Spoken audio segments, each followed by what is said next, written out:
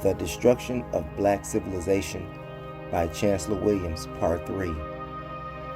We may now review and sum up this long period, beginning with an outline of some important developments that highlight factors in the rise and fall of the blacks and a further discussion of those factors. Let us therefore begin at the beginning, where some of those misinterpretations were simply due to ignorance. This takes us back to the pre-dynastic period of about 4500 BC. Certainly not the beginning, but quite far enough. Many writers refer to the kingless periods before centralized states as the rule of nobles, oligarchies, and hierarchies. From the beginning, therefore, the Westerners applied Western concepts to quite different African institutions. Later, they declared the same kind of societies as chiefless, or worse, stateless. They did not understand the African constitutional system of real self-government by the people through their representation, the Council of Elders, nor did they seem to understand that the chief elder or chief was also the chief priest, or that the other elders also had religious functions in connection with their respective clans. During the pre-dynastic period under discussion, they were neither oligarchies nor hierarchies, as these terms are understood in the West. In fact, the Western conception of kingships was foreign to traditional Africa. What the West called king was in Africa the same senior elder who had to be elected and presided at the Council of Elders, and then only if he had the honor of belonging to a family whose ancestors had either founded the state or had been given the most outstanding in promoting the welfare of the whole people. To such a family, the African gave permanent leadership status as long as descendant candidates qualified for it. Westerners call this the royal family.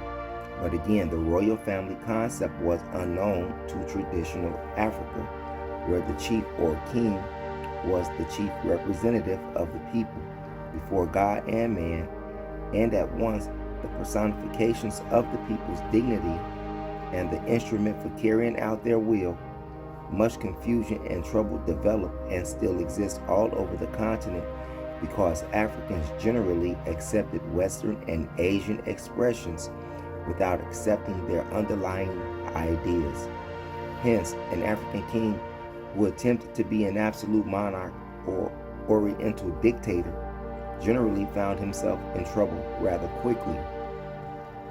The conversion of names in Egypt was on such a universal scale that its African origin and character were changed as much as it was humanly possible to do. Small political units or states which Europeanized as chiefdoms in other parts of Africa became nomarchies in Egypt. Since the Asians and some Europeans were heavily concentrated in Lower Egypt, it became relatively easy for them to appropriate exclusively for themselves not only the name Egyptian, but also all the achievements by the blacks in Upper Egypt and the rest of the Ethiopian Empire, holding the seacoast and thus blocking African contact with the rest of the world. These white Egyptians were able to perpetuate the myth so successfully that even today many remarkable achievements by blacks elsewhere over the continent are attributed to Egyptian influence. There is something amusing here too, for when they refer to Egyptian influence on African institutions, they are in fact pointing out black influence on black institutions throughout Africa. No one but a fool would deny Asian and European influence in Egypt and elsewhere in Africa. This is a fact that is obvious, but not more obvious than the nature of that influence as it was discussed in part before. It can be singled out and separated from the basic institutions of blacks as easily as we can separate Islam and Christianity from the traditional African religion. Another pre-dynastic situation to keep in mind concerns government in the two lands. All Asians had their kings in Lower Egypt, and the blacks had their kings in Upper Egypt. The long, drawn-out wars between the two races were over the unification and control of the two lands. These struggles apparently have been going on since the Asian incursions began in prehistoric times, as it was not just the control of all Egypt to the first cataract that was involved, but unification and rule of the whole Ethiopian empire from the Mediterranean Sea to the very source of the Nile. This great design and all-consuming objectives throughout the history of Africa must be understood if, for example, one is to understand why even black pharaohs of Egypt carried the wars into the heartland of their own race, trying to subdue a rebellious Nubia, Wawa or Kush. Southern separatist movements and rebellions spread as Asian influence and integration spread in the north. Viewing the outcome from the long perspective of history, Menes' great victory over the Asians, the union of the white and black lands, and the subsequent policy of trying to promote brotherhood through integration, all this turned out to be not a victory for the blacks, but the beginning of their ultimate downfall and almost permanent degradation as a people. It has been pointed out that up to the time of Menes, victory over them, the Asians, were rather firmly held behind a borderline along the 29th parallel. Few were allowed in the all-black regions of Upper Egypt. With unification, the situation radically changed in that the gates of the south were now open to people who already held a fourth of the country. The black masses were therefore apprehensive about the new unification policies, and the general hostility to the Asians checked an immediate and widespread infiltration southward. But the time was not on the side of the whites, whose most commendable attributes are tactful persistence when overt aggressive action is for the movement, and their careful planning for their future generations with what appears to be more interest in the future welfare of their descendants than they are in the living. In Lower Egypt, they could buy time and overcome the triumphed blacks in many ways. Asian kings in Lower Egypt, now dethroned, still had a direct power over the black through the new brotherhood of integration and amalgamation. The African matrilineal system made the Asian route to the African throne easy when compared with the generally patrilineal system of the whites. All the Asian kings had to do, whether in Lower Egypt or the Asian continent, was to promote the marriage of the royal males to the oldest sisters of African kings. The firstborn male in such a marriage, though Afro-Asian, would be the #1 candidate for the throne. The other event to be awaited with patience was the passing of so many great leaders and the coming of weaker ones. This was an historic certainty unless cycles of past developments were to be no more. But time seemed slower and longer during the first 5 dynasties, each of which was characterized by great leaders, a period of 755 years. The roll call brings forth names that still resound through the corridors of time: Menes, Thoni, Peripsim, Kasikim, Imhotep, Zolja, Seneferu, Khufu, Khafre, Yusakaf, and Nefertiti, and others who re-established Ethiopian power as a united empire and held it without a serious challenge for almost 1,000 years. During this period, active foreign trade and expanded contacts with other countries were now possible. Internal stability was achieved through a process of increased centralization of power at Memphis and the perfection of the bureaucracy of the vast imperial administration. The state became the chief promoter and inspirer of progress on all fronts: agriculture, industrial development, science, the arts, engineering, massive building programs, mining, and shipbuilding. The rapid rise and expansion of numerous crafts, each an organized secret society, stimulated the remarkable industrial and building developments. Internal peace and stability provided the opportunity for the outpouring of such dormant native genius, and religion was the chief motivating source. Every craft society had its own patron sub-god, not to be confused with the supreme god. It was during this same period that the stone was first used in building. Hieroglyphic writing was first invented. The great pyramids were built, stone quarrying perfected and expanded, and Imhotep became the world's greatest architect and the father of scientific medicine. It was 7.5 centuries of the most glorious pages in the history of the Black world. There was a concentration of some of the greatest leaders in the 4th dynasty, 2613 through 2494 BC. Thereafter, fewer and fewer of the great kings appeared to stem the disorganization that was clearly developing near the close of the 6th dynasty. The most notable achievement was doubtless the compilation of the Palermo stone, Annals, a work of great historical importance. The Old Kingdom ended with this dynasty. The great wealth of the nation, continued international commerce, and internal progress overshadowed the accelerating disintegration of the country.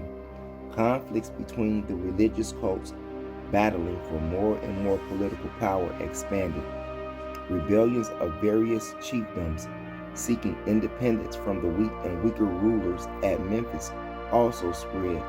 Decentralization became the order of the day for which the Asians had been patiently waiting so long. Under weak rulers at Memphis and the breaking up of the country into small independent areas, Asian penetration and expansion in the Black land became the norm. Earlier, I referred to the African failure to employ the essentials of real nation building and proposed certain criteria that generally fail to use. When this is done, our Black students often protest that the same is also true of many non-African peoples. They would like to take comfort in this fact, for it is a fact, and forgetting the whole thing, but I am now dealing with these other peoples. I am concerned here with only African life and history. The failures of one people should serve as a warning of what to avoid, and not as a justification for similar failures by another. The glaring weakness in the unification of the Ethiopian Empire was the absence of any national program for the development of national solidarity and a sense of national community and belonging that aimed at overcoming the greater local or tribal loyalties.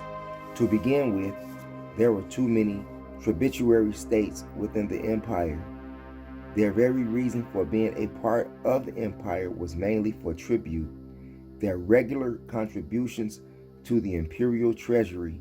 Such states did not, and indeed could not, feel themselves to be the integral parts of the empire.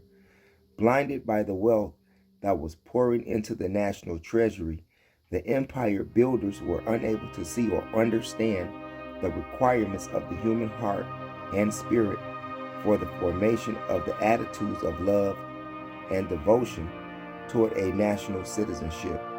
We shall be discussing the traditional African constitution later, because every expanding African kingdom and empire already had the guidelines which the leaders thought applied only to small states, or they felt themselves to be too rich and powerful that the traditional constitutional safeguards could be safely ignored. In the similar states or tribal societies, the African constitutional system operated to promote and support equal justice, individual and group welfare or social security, and an undying loyalty to the group. The very scheme of social organization assured all this. Group solidarity became a natural development. An almost fierce spirit of brotherhood and sisterhood prevailed in all tribal states. The work of expanding the spirit as the nation expanded was rarely undertaken. Since there was no such program in the best of times, the every province for itself spirit was chaff before the storms of invasions. The invaders had found it an easy way to establish another Asian capital, even at Heracleopolis. This move, in view of the general trend throughout Ethiopia, was thought to be taken at the most propitious time, when the empire was falling apart and no one was in command. But Asian assumption of imperial power and the establishment of their capital at the center of the black world aroused the disorganized and leaderless people to fury, and the Asians apparently had not to take into account Thebes, the seat of the blacks' war god and the place from where the mightiest African armies always came. Of course, even with this knowledge, neither the Asians or anyone else would expect any threat from Thebes in the present state of national chaos. But the blacks had always looked to Thebes in the time of crisis, leaders or no leaders. They did so now. Theban leaders emerged, and with them fighting men arose to battle the Asians again. Heracleopolis fell to the blacks, but Asian kings were able to hold Lower Egypt again and re-establish dynasties there under Keti I and his successors.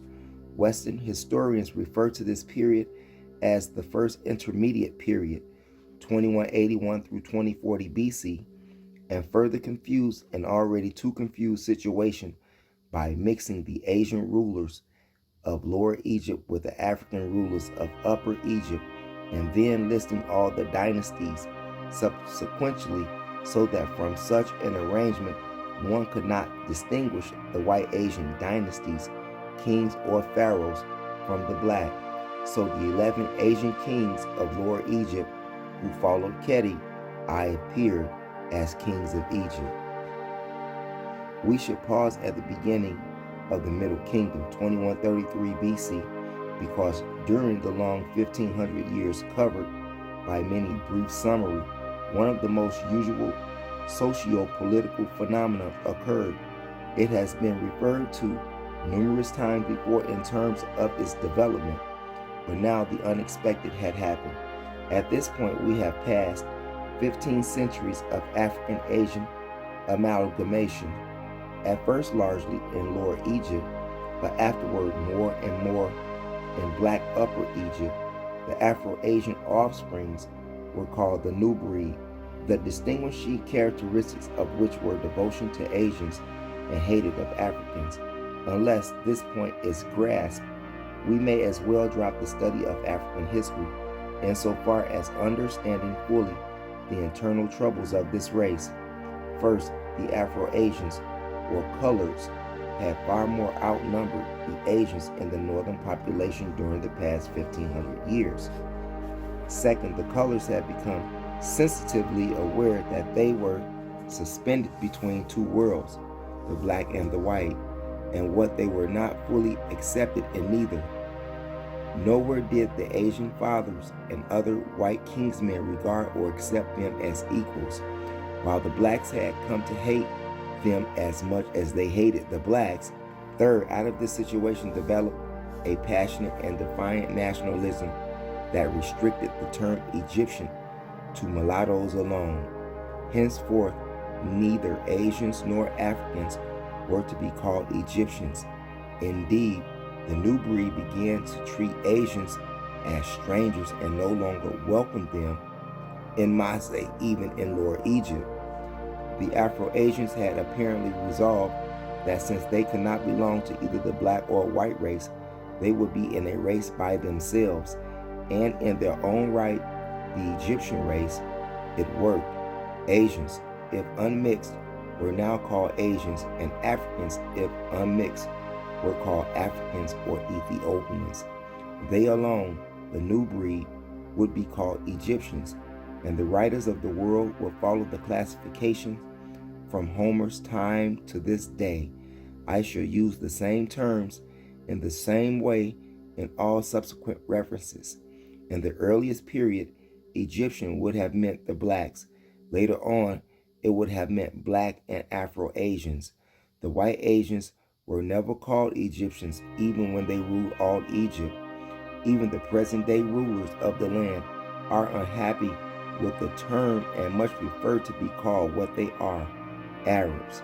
Hence, the change of the official name of the country from Egypt to the United Arab Republic. However, the increasing hostility to the Asians was due to their offspring, resentment over being rejected as equals and having a lower status in the society whenever white Asians were in control. Their hostility to the Africans had been nurtured from birth and remained the same. Yet they never failed to seek alliance with the blacks when it suited their purposes, just as they do today, or OAU, or to marry into ruling African families to enhance and perpetuate their rule. The 11th dynasty was started with stronger black rulers beginning with Mentuhotep and followed by 3 kings of the same name. Their rule was again limited to Upper Egypt, since the Asians had re-established their rule in Lower Egypt during the period of nationwide turmoil and rebellions. Mentuhotep II, after restoring order in Upper Egypt and promoting a rapid economic program, had turned north to repeat Menes' great fear of conquering Lower Egypt again. But Ethiopia below the First Cataract did not return to the reunited imperial fold in the north. As we have seen, the Southern Kingdom did not intend to return. Their defections had been going on, one right after another, long before the general disorganization and rebellions during the 6th and 7th dynasties. Hostility to the Asians' invasions was always greatest in the southern regions. Many of the people claimed Asian-held areas as their ancestral home. They wanted Lower Egypt conquered and the Asians driven out. Menes had achieved the great victory, but the integration policies that followed were regarded as a betrayal of the blacks.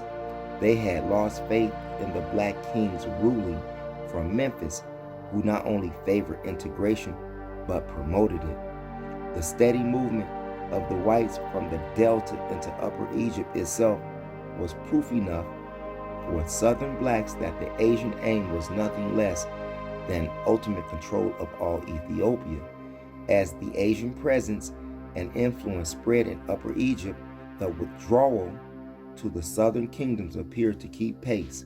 But why were the blacks farthest away from the Asian threat so much more concerned, or appeared to be, than those who still lived next door to the enemy in Upper Egypt? Even the larger number of the refugees from Lower Egypt must have settled in Upper Egypt because the biggest concentration of blacks was there. This would have been the situation around 2400 BC. The answer may be that since Napata was regarded as the unchanging capital and center of the black world, and not Thebes of glorious memories, any threat to this sacred area, land of the gods, was a threat to the survival of the race itself. The first great southern division of the Ethiopian Empire was the kingdom of MOPOWERZ, and below that was the far greater kingdom of Nubia, which, like many other vast areas, while nominally a part of the empire, was at various times independent. The old age dream of all of the great kings, black, white, or mixed, was the consolidation of the northern and southern regions. Hence, the constant wars against Lower Egypt, and now again, Mentuhotep's war against Nubia. In both cases, economics was the driving force. The hold of the seacoast not only blocked the Africans from world trade, but the fact enabled the Asians and colors to control the domestic economy indirectly as well. The record shows that every time this Asian stranglehold was broken, African foreign trade again flourished, and national prosperity began to rise.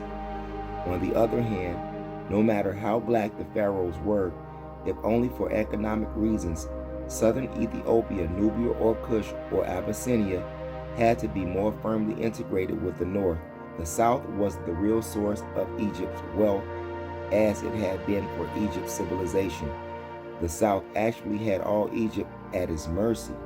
The gold mines were there, and it was there that the vast stone quarrying, copper, and tin mining were conducted. From the south came most of the papyrus plants, from which the blacks invented paper and built the first and finest boats from the same tough leaves. The south had all the ivory, and at that time was the only source of highly prized ostrich feathers. In short, Egyptian foreign trade depended upon almost entirely on southern Ethiopia. Added to these economic imperatives, there was an even greater danger felt in the north. This was the control of the Nile, almost all of which, over 3,000 miles, flowed through southern Ethiopia. Black Upper Egypt, being in the middle, was forced by circumstances to play the leading role in the wars for unification in both directions, and considering the many centuries over which they were intermittently waged, they seemed destined to go on forever. It is noteworthy that all these long drawn-out efforts at unification of an empire under a centralized government were confined to the directly indispensable economic regions which were contiguous to each other. Other members of the empire, even those who had long since stopped paying tribute, were not disturbed. In fact, as I have been indicating, Ethiopian empire was often merely a geographical expression insofar as effective rule over all of its supposed parts was concerned.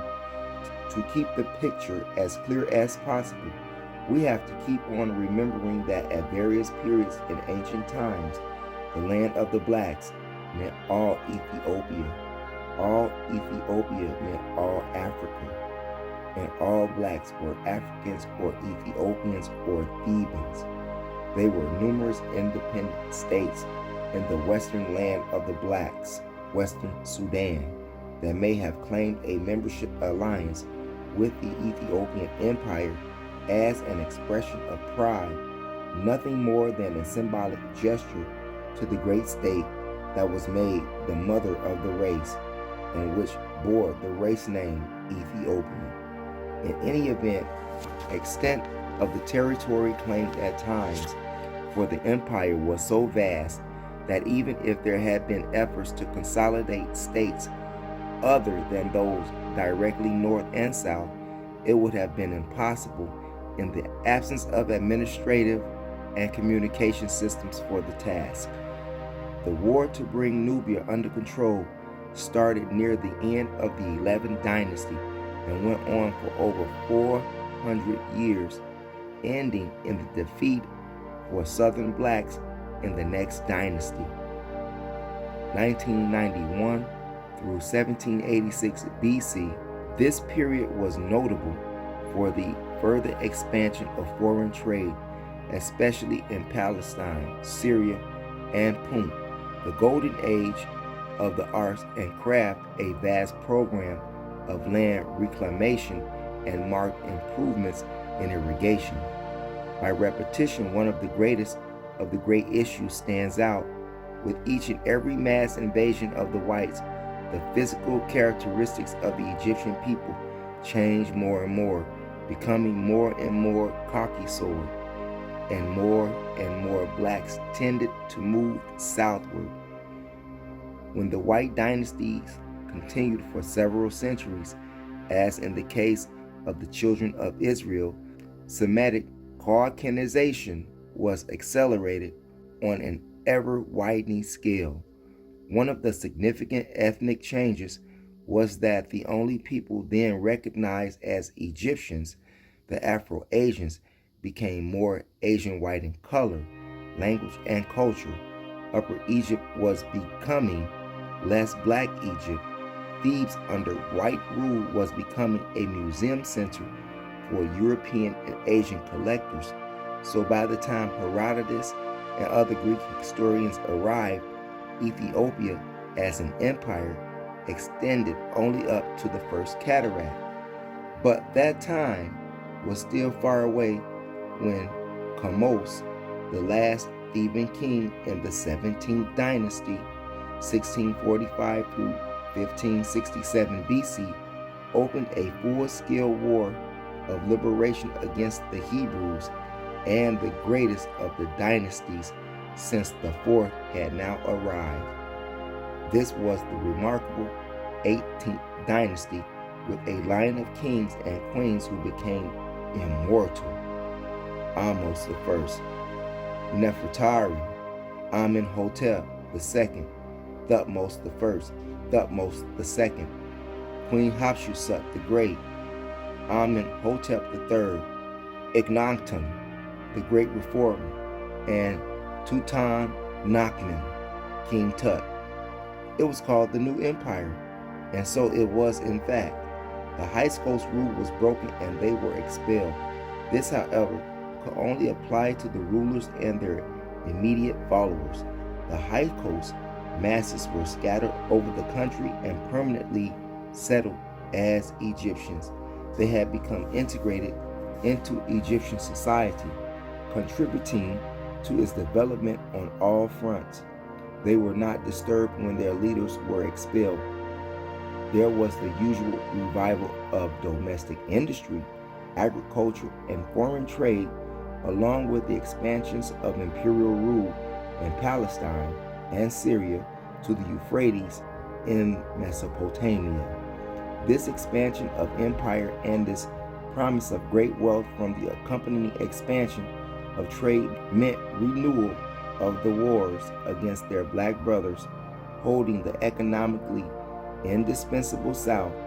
This time the new and most powerful central government was able to extend its rule farther south than ever, that is, to the Fourth Cataract, almost to the holy city of Napata itself. For Western writers to state that obvious truth that the black rulers of Egypt did not hesitate to wage war against the black rulers of the southern Ethiopia. To state this would have destroyed their biggest myth that the Egyptians, white, Asians, or colors, were always the conquering heroes over the blacks in the South. In short, as previously stated, these wars did not always follow a racial pattern. As would be expected under black rulers, Thebes was again recognized. As would be expected under black rulers, Thebes was again reorganized under the 18th dynasty, and much of its ancient grandeur restored. Temple building in the grand style was resumed. The 18th dynasty, like some of the previous African dynasties, was well integrated with loyal Asians. For there were, it should be needless to say, countless thousands of Asians who were wholeheartedly devoted to the blacks, just as there were thousands of Afro-Asians, Egyptians, as loyal to the black race as many blacks could possibly be. Therefore, when an overall picture is presented, such as in my discussion of the attitudes of Asians, Afro-Asians, and Africans towards each other, one should always keep the big exceptions in mind. Nothing is ever all white, all black, or in this case, all half white.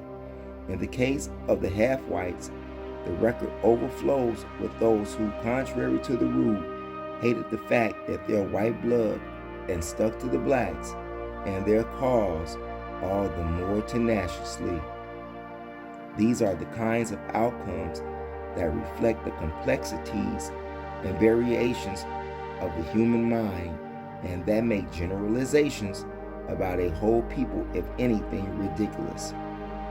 The great 18th had begun under the most favorable circumstances, for one of the great black queens of Egypt, Nefertari, and her equally famous husband, Ahmose I, headed the dynasty. and was the custom. She had been named after some of the distinguished queens of the similar name who had preceded her.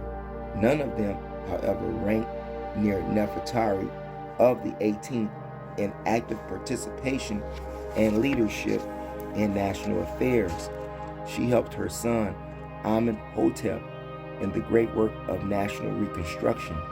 If she did not reach the heights of the greatest black queens of Egypt, Hatshepsut, it was only because the latter was a queen absolute, ruling along as king. To emphasize the point, she often dressed in royal male attire, including the false beard and wig, but the comparison is hardly fair because each was great in their field, and that work was largely predetermined, and the role to be played by each was clear. And that was why, in the end, both Nefertari and Amenhotep I were deified as the founders of one of the world's greatest line of rulers, and some of the finest monuments were erected to their memory. Had the people forgotten Amos, her husband, who was the true founder? Queen Hatshepsut, daughter of Thutmose I, was indeed a man in many of her aggressive and unyielding characteristics as a ruler. As regent for Thutmose III, she tended to be an absolute ruler, and by expertly relying on her feminine charms, she was able to have her own way without a real check by the council, something few African kings could do successfully.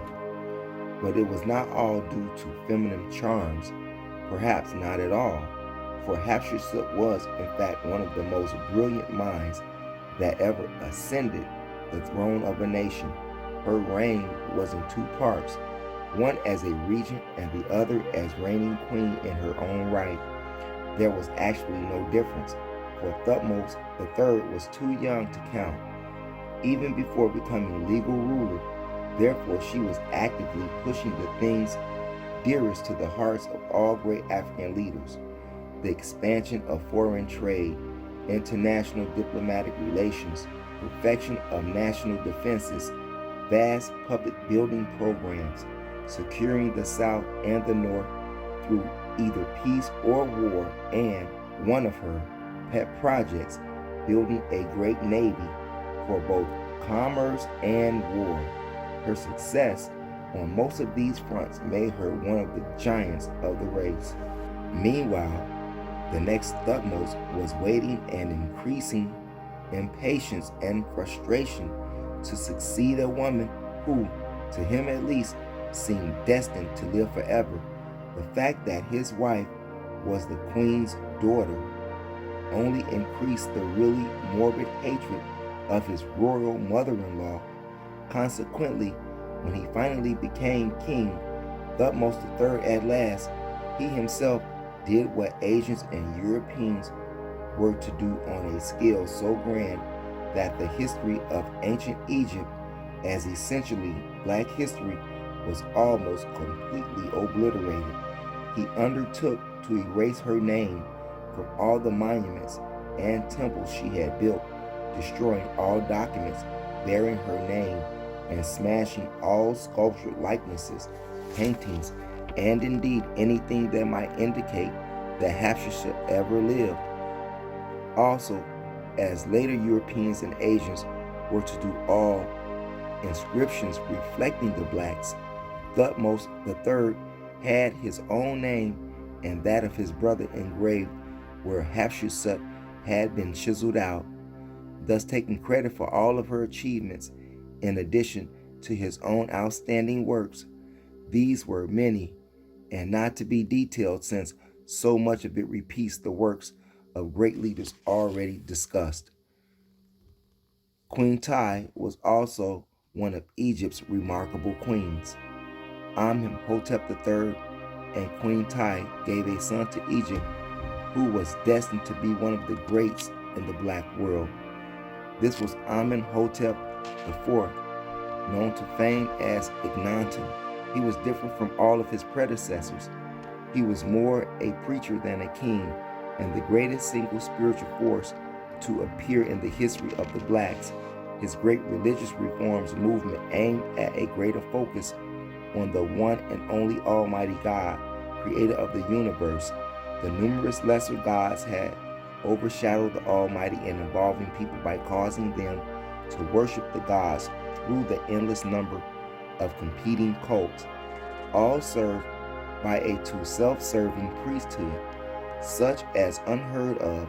Stand by the leader of the nation meant revolution and certain rebellion by the powerful priesthood all over the land. Yet the new doctrine did not teach the masses and the non-spiritual demands for leadership on pressing early fronts put the king in an unhappy situation. One was the continued Asian harassment on the eastern borders. Akhenaten grew more indifferent and his religious movement declined. After 17 years of heroic efforts, he passed in 1362 BC, leaving the reins to King Tut. This stepson's efforts to carry on the work of his father had only limited success. The old-time religion still prevailed. Akhenaten's impact on the nation, however, was everlasting. His proposed reforms had more to do with a shift in the emphasis than in faith, but even this seems to have been regarded as a direct threat to the powerful priesthood that, no matter how much divided into numerous cults, could unite in a common cause. The power of the priesthood rose as the kings of Egypt became more preoccupied with secular affairs than with their religious role as high priests of the Most High. It had been pointed out that the ruler's political influence stemmed not only from the constitution, but from his close relationship with the gods. The priests themselves had promoted the evolution of an idea of the ruler's role as chief priest with the ancestral dead and the gods to the idea of the ruler's kinship with the gods, thereby becoming divine himself, the son or daughter of God, and finally a god himself. As custodians of the temples, the priests were promoting and making their own positions more powerful and secure by promoting the divine kinship idea. It meant that each king would try to outdo his predecessor in building more bigger and finer temples and colossal burial structures, the pyramids, for the royal saints and the sons and daughters of Amun, Horus, Set, etc. The priests were in the most strategic positions to acquire great economic and political power for themselves, quite naturally and without any particular efforts to do so. They were the first men of learning, scribes, historians, scientists, architects, physicians, artists, mathematicians, astrologers, and especially chemists. Many temples, therefore, were colleges as well as places of worship. The temples were also places through which flowed much of the national revenue. We could go on and on, indicating how and why priests became so politically powerful in Egyptian life that even a great king like Akhenaten could not overcome their opposition. It was too late for them to escape from the now traditional status of being divine. One might say that it was the price a god has to pay for god makers. In 1320 BC, the age of the Ramses began. This time, a line of great leaders was not followed by a line of weaklings. This was the 19th dynasty, 1320 through 1200 BC, and while it did not equal the glorious 18th, the Ramses kings stamped their periods as one of the most outstanding in the long history of the country. It was only near its end that the usual phenomena of weakness and decline in the cycle began to set in as general social, economic, and political disorganization. The Ramses rule continued through the 20th dynasty, 1200 through 1085 BC. The 21st, the 22nd, and the 23rd periods, 1085 through 730 BC, again illustrated, as I stated before, the fallacy of trying to chronicleize African history in Egypt by dynasties. I have pointed out at various times during the long struggles for power, we find several different dynasties ruling at the same time from their respective capitals in various parts of the country. Every period of weak kings at Memphis or Thebes was a general breakdown during which exactly the same happened over and over again. The Asian Lower Egypt became independent again, and from its capital at Avaris or Sais pushed the expansion of Asian power in Upper Egypt. By 1085 BC, the Asian population was so vast that the new Asian dynasties were relatively easy to establish almost anywhere north of the First Cataract. During one of these periods, 70 kings in 70 days was reported. The picture now was one of those confused scenes of black dynasties, Asian dynasties, Egyptian dynasties, Afro-Asians, combination dynasties, those formed by all alliances between two of the above groups, all ruling simultaneously in Egypt from various capitals. Many historians were further misled by the fact that while some of these so-called dynasties claimed to be the imperial government of all Egypt, others made no such claim and confined themselves to their local chiefdom or nomarchies. Significantly, many of the latter were headed by priests. Our references to dynasties formed by alliances between two groups against a third could mislead those who failed to grasp what had been said about the changing ethnic character of the dynasties over many centuries. From the 5th and 6th dynasties on, we have pointed out Asian penetration through the royal marriage route caused the succeeding dynasties, with few exceptions, to become increasingly mixed. Often they were only predominantly black, half black, less than half black, or predominantly Asian or Egyptian, Afro-Asian. The founders of the 18th dynasty, like many similar instances, illustrate the reality of the process, for it is well known that the famous Queen Nefertari was all black, while her equally great husband, Ahmose I, was mulatto, so that the 18th, like the great 19th dynasty of the Ramses, was predominantly black, not all black. On the other hand, the long periods of all white Asian and European dynasties were emphasized and had to be emphasized to set the record straight. There were also, for still another example, Libyan dynasties indicated in the Libyan names of the rulers. But who now were the Libyans? They were, first of all, Western Ethiopians, then heavily Berber, Mongolian, Arab, a sprinkling of Hebrews and other Asiatic peoples, and then, of course, the resulting Afro-Asians. The ethnic composition of Libya was about the same as that of early Egypt, with the exception that there were fewer Europeans and more Mongolians. Libya was nearly all black. That to be called a Libyan meant that one was black. So the Libyan dynasties during this period could have been predominantly white, black, Afro-Asian, or a combination of all three, depending on what faction was in the ascendancy at the time. It was also worth noting that not only the whites of Lower Egypt took advantage of every breakdown in the center of Upper Egypt, declaring its independence and attempting to extend their rule over the whole land. Southern Ethiopia tried to do exactly the same thing. The truth is that the millenniums of contest over Egypt were never really over unification per se, but rather who should rule the land after unification was completed. The whites of the Delta, or the blacks of southern Ethiopia, particularly those south of the First Cataract. Indeed, as the Asianization of Upper Egypt increased, migrations of the blacks southward increased, hostility toward the north increased, and the resolve of the blacks to conquer all of their land all the way to the Mediterranean was renewed once more. The southern region therefore generally became independent as soon as Lower Egypt became independent. It began to threaten Upper Egypt at the same time the Asian threat was spreading.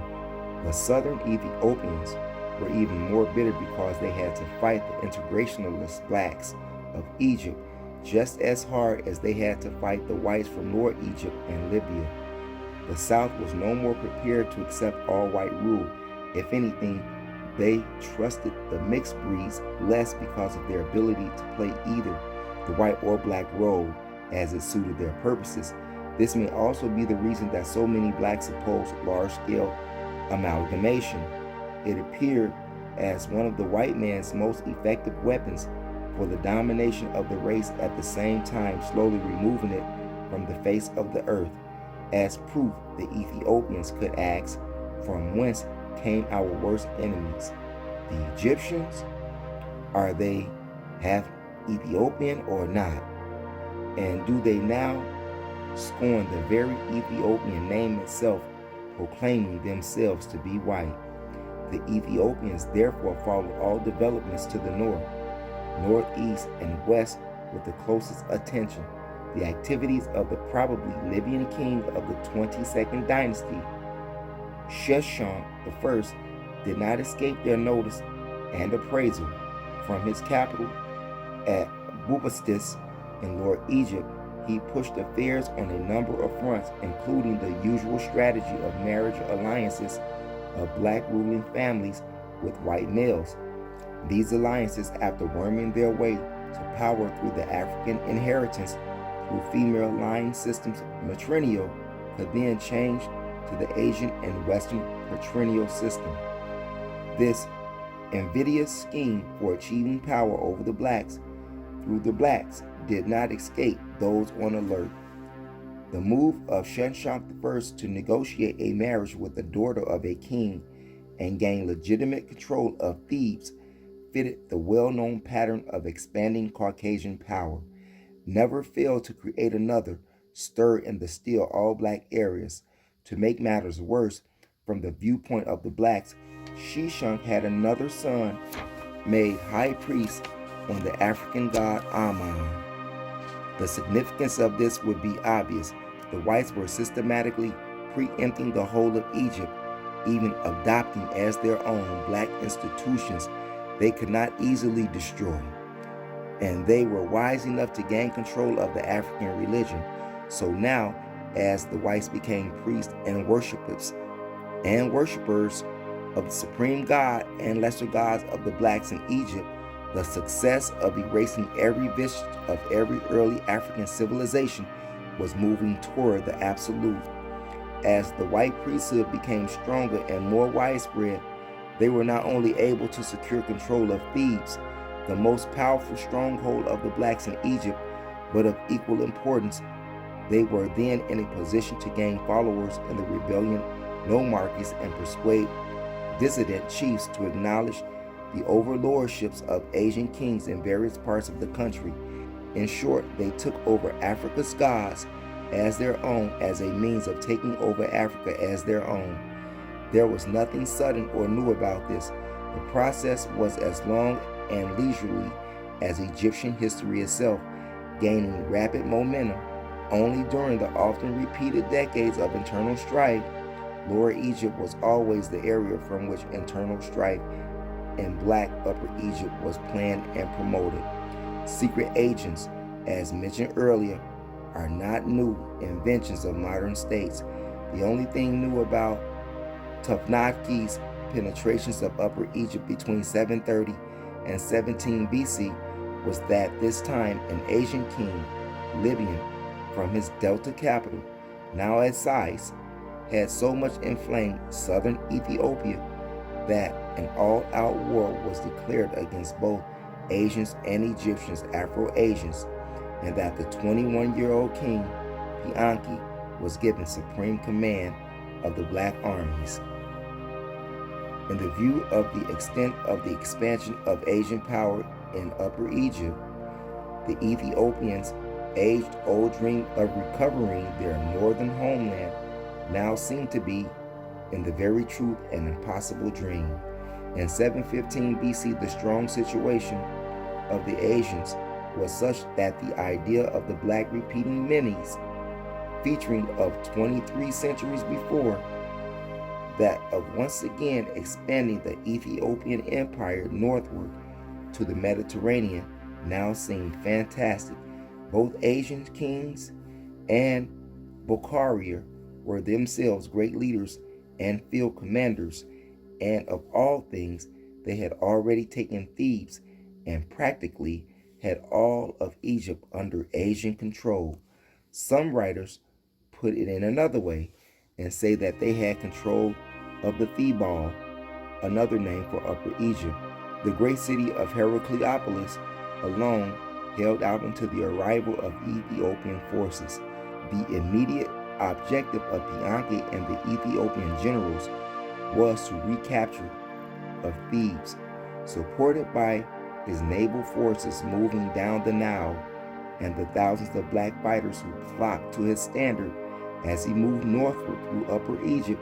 Pianki's armies drove the Asians out of Thebes, re-established it as a capital city of the north, and put Tebnakti and his court to flight, and apparently using tactics of menace, pressed on to capture the all-black capital city of Memphis.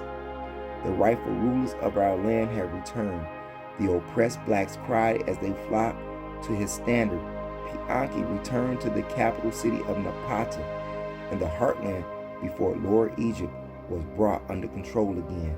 The task of reuniting the country under Ethiopian rule was left for his great successor, Shabaka. Shabaka finally established the 25th dynasty, the only one Western writers generally recognized as black. This dynasty, however, should be of special significance for the black world, not because it was African from the beginning, but because the end of this period, 730 through 656 BC, marked the end of all-out efforts by the blacks to retake Egypt. The African victory over the Asians did not lessen the danger from them, for they always had the advantage of striking either from within or from Asia itself. Now, the new threat came from Asia. Assyria was fighting its way toward Egypt. The pathways had been made easily because the previous Egyptian conquests of Palestine and Syria had made these countries bastions of defense as long as they were properly governed. The later Egypt had been unable to do this, so Palestine and Syria, like Egypt itself, had become weak from internal disorganization. At first, the Assyrian advance seemed to be concerned only with Syria and Palestine, not Egypt. Uneasiness spread through the Assyrian host approached the borders of Egypt. However, Shabaka first followed the pattern of modern diplomacy by loudly professing one thing while actively doing the very opposite. In this case, Shabaka, while actively cultivating the friendship of the Assyrian king Sargon II, was just as active in supporting the armies of the Syrians and Palestinians. Modern, I say, because it was exactly the same kind of commitment and special interest policy that the United States mainstreams in East Asia and other places around the world. In 671 BC, Esarhaddon led his Assyrian forces to victory near the Egyptian border and moved on to capture the city of Memphis, retaken from one army of Asians only to be lost to another. Esarhaddon seemed to have thought that he had conquered Egypt when he took the ancient capital. He retired after appointing local prince to collect the usual tribute. Shabaka's nephew, Taharka, promptly marched up from the south again and massacred all of the Assyrian garrisons. Esarhaddon died leading a second expedition of vengeance in 699 BC. His son, Ashur-banipa, assumed the leadership, invaded Egypt, and put Taharka to flight. The Egyptian governors were reinstated under a governor general named Necho, also Egyptian, and was to be expected.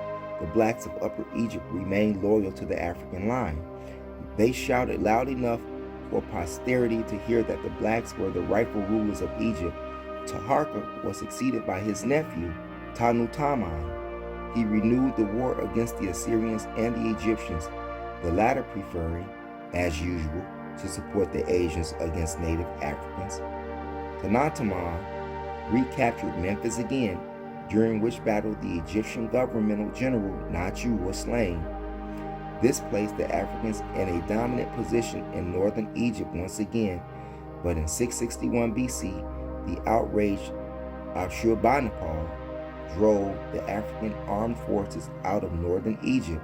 He pushed them up the Nile and burned their ancient city of Thebes, the stronghold of black power from times immemorial.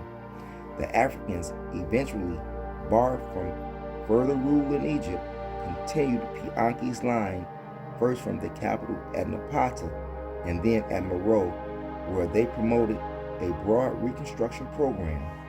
There, the remarkable 25th dynasty ended in 656 BC. The line of kings from Pianki to Natutama were all buried in the Great Pyramids they and their ancestors had built at Napata. Let us follow the blacks from Egypt to there.